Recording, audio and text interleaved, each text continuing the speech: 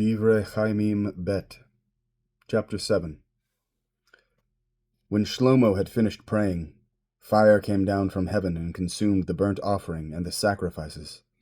And the glory of Adonai filled the house, so that the Kohanim could not enter the house of Adonai, because the glory of Adonai filled Adonai's house.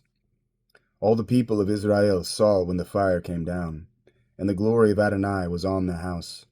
They bowed down with their faces to the ground, on the flooring, prostrating themselves.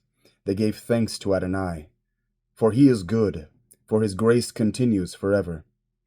Then the king and all the people offered sacrifices before Adonai. King Shlomo offered a sacrifice of 22,000 oxen and 120,000 sheep. Thus the king and all the people dedicated the house of God.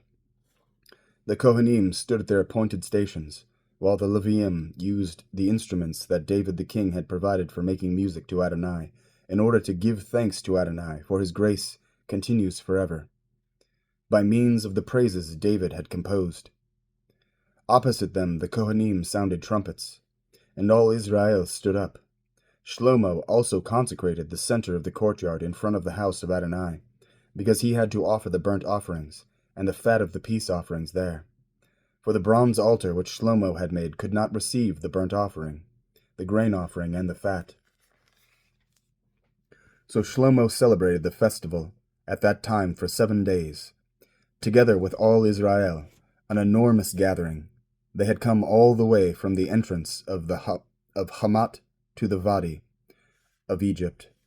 On the 8th day they held a solemn assembly, having observed the dedication of the altar for 7 days and the festival for 7 days.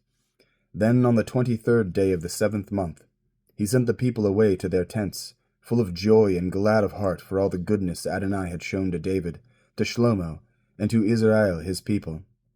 Thus Shlomo finished the house of Adonai, and the royal palace, everything that Shlomo had set his heart on making in the house of Adonai, and in his own palace he accomplished successfully.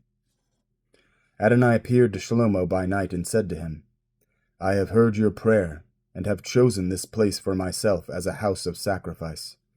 If I shut up the sky, so that there is no rain, or if I order locusts to devour the land, or if I send an epidemic of sickness among my people, then, if my people, who bear my name, will humble themselves, pray, seek my face, and turn from their evil ways, I will hear from heaven, forgive their sin, and heal their land.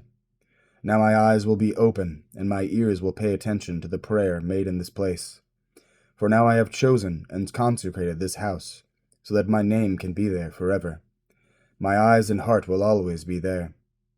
As for you, if you will live in my presence as did David your father, doing everything I have ordered you to do, and keeping my laws and rulings, then I will establish the throne of your rulership, as I covenanted with David your father when I said, You will never lack a man to be ruler in Israel. But if you turn away and abandon my regulations and my mitzvot, which I have set before you, and go and serve other gods, worshipping them, then I will pull them up by the roots out of the land I have given them.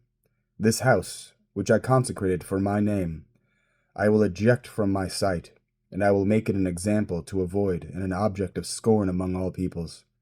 This house, now so exalted, everyone passing by will be shocked at the sight of it and will ask, Why has Adonai done this to this land and to this house?